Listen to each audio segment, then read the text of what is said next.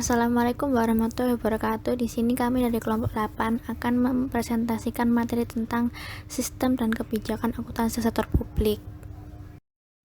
Kelompok 8 terdiri dari Kurnia Sain PM1, Kintan Amelian PM98, Pinkan Ardanan PM153.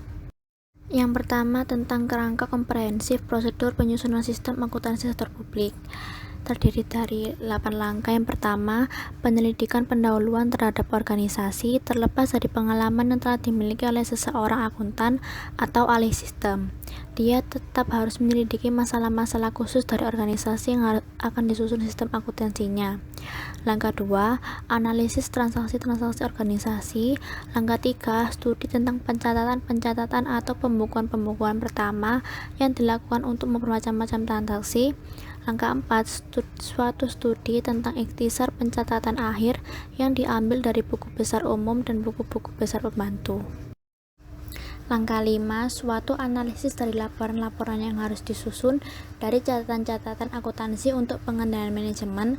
Langkah 6, penyusunan sistem akuntansi di bawah pengawasan dengan pengujian efektivitas operasi dan revisi yang diperlukan. Langkah 7, pembuatan laporan penyusunan sistem akuntansi yang mengikhtiarkan hasil-hasil akhir dari pekerjaan yang telah dilakukan. Langkah 8, penyusunan petunjuk atau pedoman dari prosedur akuntansi di mana petunjuk itu dianggap perlu.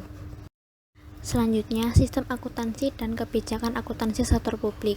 Sistem akuntansi meliputi serangkaian prosedur yang dimulai dari proses pengumpulan data, pencatatan, pengikhtisaran, sampai dengan pelaporan keuangan dalam rangka pertanggungjawaban APBN atau APBD. Kebijakan akuntansi sendiri merupakan dasar pengakuan pengukuran dan pelaporan atas aset, kewajiban, ekuitas, pendapatan, belanja, dan pembiayaan serta laporan keuangan.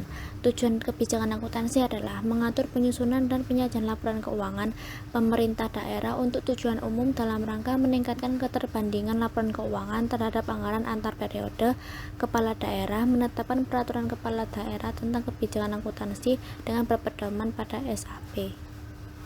Lalu, prosedur sebelum transaksi berdasarkan Permendagri Nomor 13 Tahun 2006. Terdapat 3, yaitu yang pertama, pengakuan akuntansi. Standar akuntansi pemerintah atau SAP memberikan rambu-rambu bagi pemerintah daerah dalam menyusun laporan keuangan yang berkualitas. Lalu ada pengukuran akuntansi. Pengukuran adalah proses penetapan nilai uang untuk mengakui dan memasukkan setiap pos dalam laporan keuangan pemerintah daerah. Lalu yang ketiga, penyajian akuntansi. Ikhtisar-ikhtisar atas kebijakan dan pelaksanaan akuntansi kemudian dimuat dalam catatan atas laporan keuangan dan laporan realisasi anggaran. Lalu selanjutnya, kebijakan dan sistem akuntansi kas.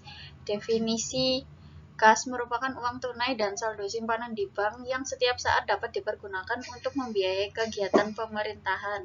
Kas terdiri dari kas di kas daerah, kas di bendahara penerimaan, kas di bendahara pengeluaran, kas di BLUD, kas pos, dan dana kapitasi.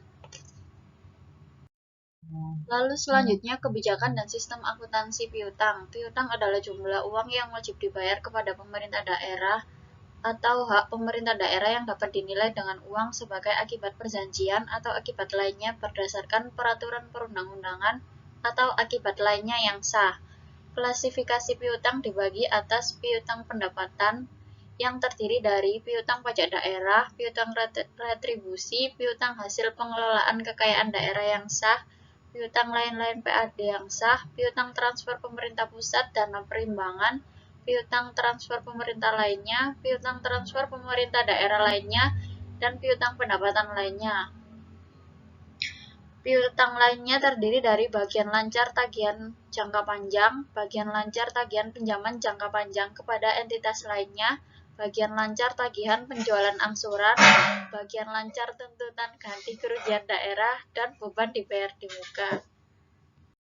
Lalu selanjutnya, kebijakan dan sistem akuntansi persediaan. Persediaan adalah aset lancar dalam bentuk barang atau perlengkapan yang dimaksudkan untuk mendukung kegiatan operasional pemerintah daerah dan barang-barang yang dimaksudkan untuk dijual atau diserahkan dalam rangka pelayanan kepada masyarakat. Persediaan merupakan aset yang berwujud barang atau perlengkapan yang digunakan dalam rangka kegiatan operasional pemerintah, Lalu yang kedua, bahan atau perlengkapan yang digunakan dalam proses produksi. Lalu yang ketiga, barang dalam proses produksi yang dimaksudkan untuk dijual atau diserahkan kepada masyarakat. Lalu yang keempat, barang yang disimpan untuk dijual atau diserahkan kepada masyarakat dalam rangka kegiatan pemerintah. Berikutnya yaitu kebijakan dan sistem akuntansi aset tetap. Aset tetap adalah aset berwujud yang mempunyai masa manfaat lebih dari 12 bulan untuk digunakan, atau dimaksudkan untuk digunakan dalam kegiatan pemerintah daerah atau dimanfaatkan oleh masyarakat umum. Pengukuran aset tetap dilakukan dengan yang pertama, aset tetap dinilai dengan biaya perolehan. Apabila penilaian aset tetap dengan menggunakan biaya perolehan tidak memungkinkan, maka nilai aset tetap didasarkan pada nilai wajar pada saat perolehan atau pada saat diperoleh atau diketahui. Biaya perolehan aset tetap yang dibangun dengan cara swakelola meliputi yang pertama, biaya langsung untuk tenaga kerja, bahan baku, dan yang kedua, biaya tidak langsung termasuk biaya perencanaan dan pengawasan, perlengkapan, tenaga listrik, sewa peralatan, dan semua biaya lainnya yang terjadi berkenaan dengan pembangunan aset tetap tersebut. Bila aset tetap diperoleh dengan tanpa nilai, biaya aset tersebut adalah sebesar nilai wajar pada saat aset tersebut diperoleh atau diketahui.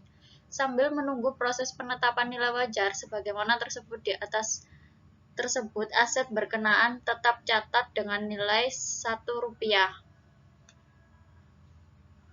Selanjutnya yaitu kebijakan dan sistem akuntansi investasi. Investasi adalah aset yang dimaksudkan untuk memperoleh manfaat ekonomik seperti bunga, dividen, dan royalti atau manfaat sosial, sehingga dapat meningkatkan kemampuan dalam rangka pelayanan kepada masyarakat. Klasifikasi investasi pemerintah diklasifikasikan menjadi dua, yaitu investasi jangka panjang dan investasi jangka pendek.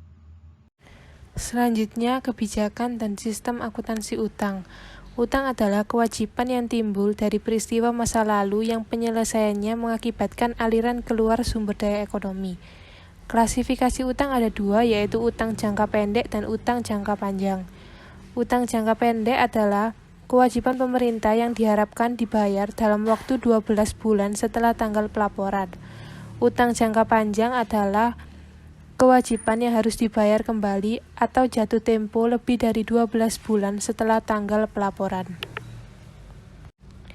Selanjutnya, kebijakan dan sistem akuntansi ekuitas.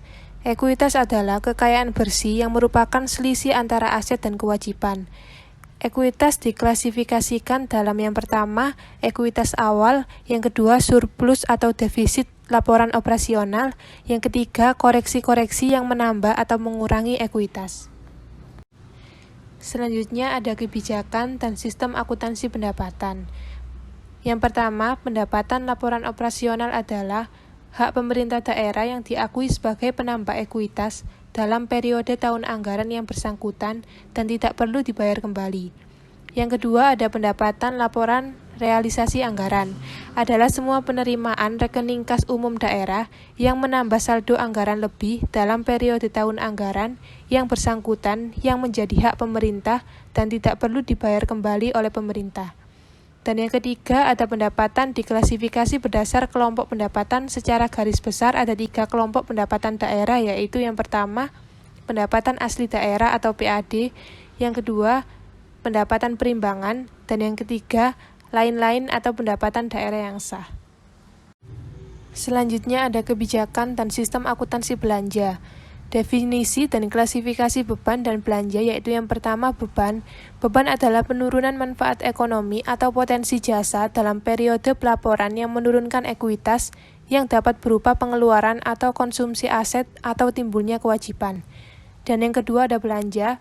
Belanja merupakan semua pengeluaran dari rekening kas umum daerah yang mengurangi saldo anggaran lebih dalam periode tahun anggaran bersangkutan yang tidak akan diperoleh pembayarannya kembali oleh pemerintah.